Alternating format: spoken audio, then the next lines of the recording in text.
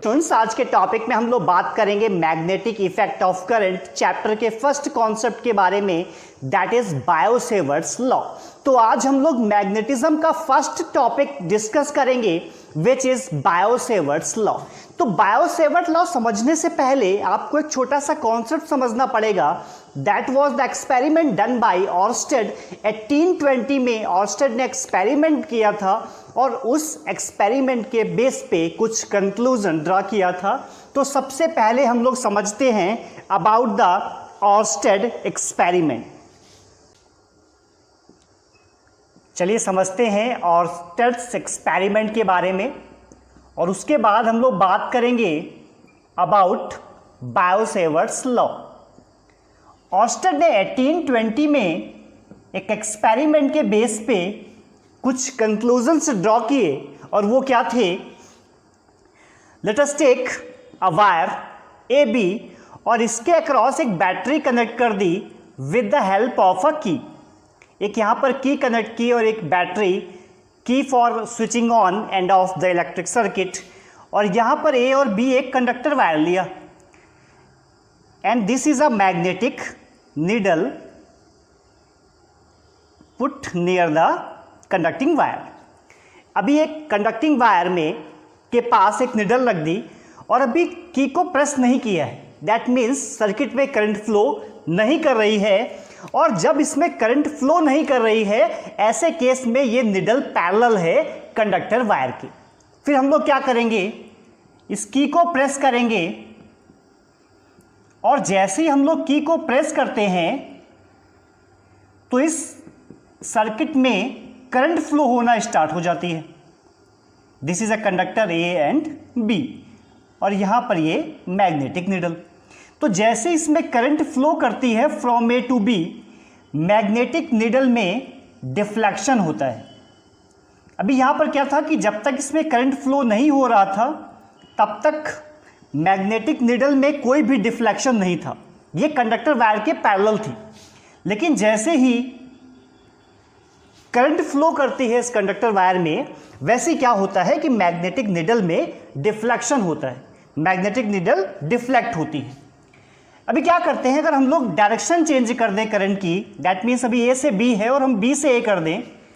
हमने क्या किया, पोल्स अपोजिट कर दिए।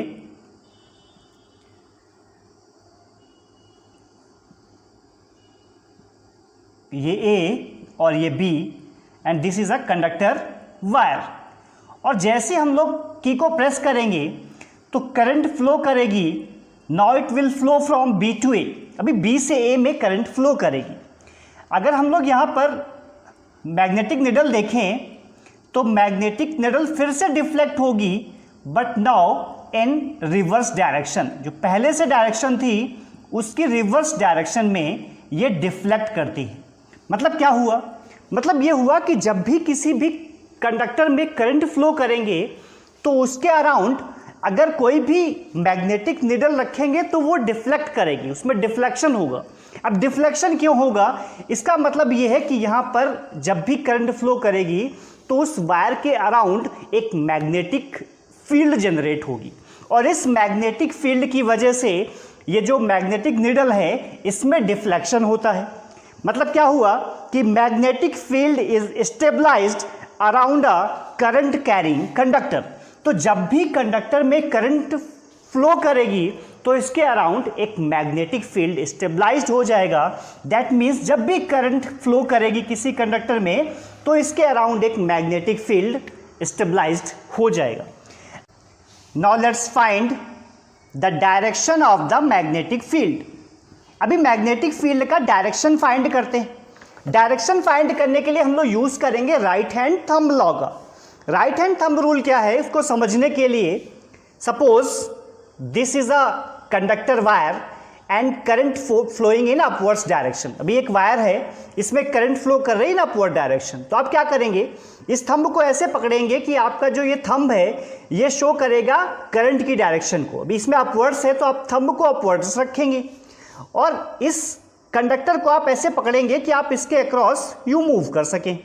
तो जब आप ऐसे मूव करेंगे तो आप देख रहे हैं कि जो फिंगर्स हैं वो भी इस साइड से इन साइड जा रही हैं और यहाँ से आउटसाइड आ रही हैं।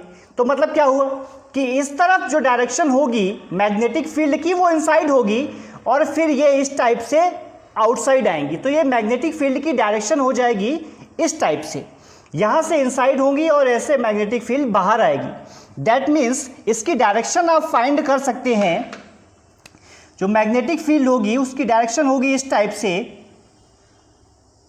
अराउंड द कंडक्टर, और जब ये अपवर्ड्स डायरेक्शन में करंट फ्लो करेगी तो क्या होगा, इधर से इनसाइड होगी, यहाँ से करंट इनसाइड जा रही होगी, इधर से करंट कुछ इस टाइप इनसाइड होगी और यहाँ से करंट आउटसाइड होगी। तो आप ऐसे इसकी डायरेक्शन फाइंड कर सकते हैं। जो मैग्नेटिक फील्ड होगा तो मैग्नेटिक फील्ड की डायरेक्शन कुछ इस टाइप से आप फाइंड कर सकते हैं। अगर करंट की डायरेक्शन चेंज कर दें तो भी करंट की डायरेक्शन उन्होंने चेंज कर दी, अभी करंट नीचे की तरफ हो गया, तो हम लोग कुछ थंब इस टाइप से यूज़ करेंगे कि अब थंब जो है वो करंट की डायरेक्शन को शो करे। तो भी ऐसे पकड़ेंगे तो भी यहाँ से आउटसाइड होगी और इधर से इनसाइड होगी। तो यहाँ से देखिए मैग्नेटिक फील्ड आउटसाइड होगा और यहाँ से मैग्नेटिक फील्ड इनसाइड होगा। तो by this way we can find the direction of the magnetic field around a conductor wire. अभी ऑस्टेट के एक्सपेरिमेंट से एक कॉन्सेप्ट क्लियर हो गया कि अगर कोई भी कंडक्टर होगा और उसमें करंट फ्लो करेगी तो उसके अराउंड एक मैग्नेटिक फील्ड प्रोड्यूस हो जाएगा। बट एग्जैक्टली मैग्नीट्यूड फाइंड करने के लिए बायो एंड सैवर्ट्स ने बहुत सारे एक्सपेरिमेंट किए और उस एक्सपेरिमेंट के बेस पे एक लॉ प्रोड्यूस किया और उस लॉ को हम लोग बोलते हैं बायो सैवर्ट्स लॉ। तो अभी डिस्कस करेंगे, तो चलिए समझते हैं बायो सैवर्ट्स लॉ के बारे में। Let us start with Biot-Savart law. Let us take a wire XY. Suppose ये XY एक वायर है और एक P पॉइंट पर हम लोगों को मैग्नेटिक फील्ड की इंटेंसिटी फाइंड करनी है and the current flowing in this wire is I।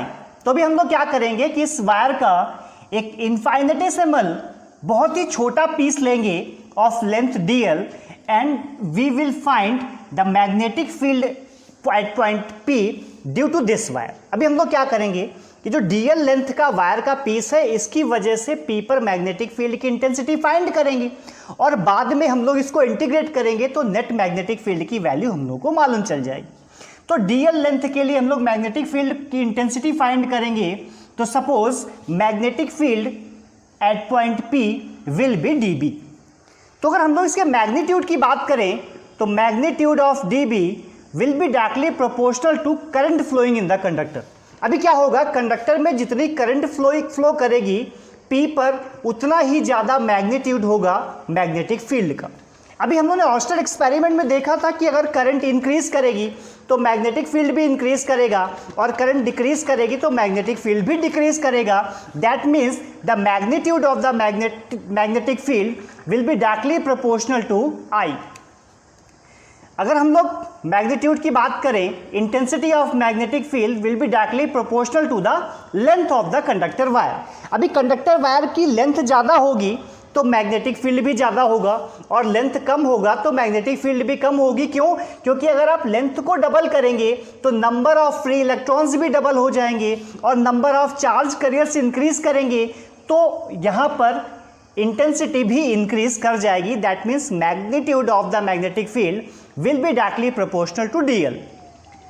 And the third one is the magnitude at point P will be inversely proportional to r square. अभी हम लोग क्या करेंगे कि इस कंडक्टर वायर से आप दूर जाते जाएंगे तो मैग्नेटिक फील्ड की इंटेंसिटी कम होती जाएगी और जैसे आप पास आते जाएंगे तो वैसे ही मैग्नेटिक फील्ड की इंटेंसिटी इंक्रीज करती जाएगी। That means magnitude of the magnetic field at point P will be inversely proportional to r square. And the last point dB will be directly proportional to the angle between point, the line joining of infinitesimal point to P and the conductor wire is theta. Suppose the angle is theta, then dB will be directly proportional to sine of the theta, that is sin theta. अगर हम लोग ये चारों को मिला दें, join कर दें तो we get dB will be directly proportional to I dl sin theta upon r square. तो dB का जो मैग्नीट्यूड होगा that will be directly proportional to I dl sin theta upon r square. अभी यहाँ पर एक कांस्टेंट यूज करेंगे and the constant is mu naught upon 4 pi and mu naught upon 4 pi is a proportionality constant use in this concept. तो dB will be equal to mu naught upon 4 pi I dl sine theta upon r square. That means magnetic field का जो magnitude होगा वो क्या होगा, magnitude of magnetic field at point P will be equal to mu naught upon 4 pi I dl sine theta upon r square. तो ये तो हो जाएगा मैग्नेटिक फील्ड का मैग्नीट्यूड. बट हम लोग जानते हैं कि magnetic field is a vector quantity. अभी जब वेक्टर क्वांटिटी होगी तो हम लोग को मैग्नीट्यूड भी चाहिए होगा और हम लोग को डायरेक्शन की भी रिक्वायरमेंट होगी. अभी जब डायरेक्शन आप फाइंड करेंगे तो हम लोग देखेंगे जब P पर मैग्नीट्यूड की डायरेक्शन फाइंड करेंगे तो आप इस वायर को इस टाइप से पकड़ेंगे और जब P पॉइंट पर देखेंगे तो मैग्नेटिक फील्ड इनसाइड होगा, इनसाइड द बोर्ड, और इस साइड से आउटसाइड हो जाएगा. तो मैग्नेटिक फील्ड लाइंस इधर से एंटर कर रही होंगी और यहाँ से एग्जिट हो रही होंगी. तो इस टाइप से मैग्नेटिक फील्ड की डायरेक्शन होगी अराउंड द वायर. तो अगर हम लोग वेक्टर फॉर्म में बात करें बायो-सेवर्ट्स लॉ की, then dB will be equal to dB इसका मैग्नीट्यूड और n कैप. तो इसका वेक्टर फॉर्म में हम लोग लिख सकते हैं कि dB vector equal to the magnitude that is dB into n cap. अगर हम लोग डायरेक्शन की बात करें तो यहाँ पर हम लोग एक वेक्टर ले रहे हैं I into dl. I into dl is a first vector, ये I और ये वेक्टर dl. तो I इंटू dl एक फर्स्ट वेक्टर तो ये हो गया, और दूसरा हो गया ये पोजीशन वेक्टर. पोजीशन वेक्टर किसका, of point P with respect to this infinitesimal point dP.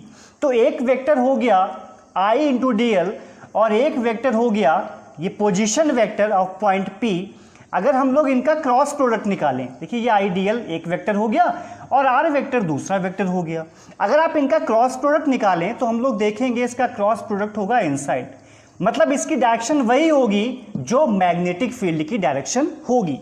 That means n cap will be equal to, अब किसी का भी यूनिट वेक्टर कैसे निकालते हो आप, यूनिट वेक्टर का फॉर्मूला होता है a vector upon mod a. That means वो वेक्टर और अपॉन उसका मैग्नीट्यूड. तो अगर n कैप की बात करें तो n कैप हो जाएगा I dl cross r upon इसका मैग्नीट्यूड. इसका मैग्नीट्यूड क्या हो जाएगा, I dl r sine theta. अगर आप n कैप की वैल्यू पुट कर दें इक्वेशन नंबर 1 में तो we will get dB vector equal to dB मतलब मैग्नीट्यूड, और मैग्नीट्यूड की वैल्यू है mu naught upon 4 pi I dl sine theta upon r square. और आप n कैप की वैल्यू पुट कर दें, n कैप की वैल्यू है I dl cross r upon I dl r sine theta. तो यहाँ से I dl sine theta cancel हो जाएगा and we get dB vector will be equal to mu naught upon 4 pi I dl cross r upon r cube.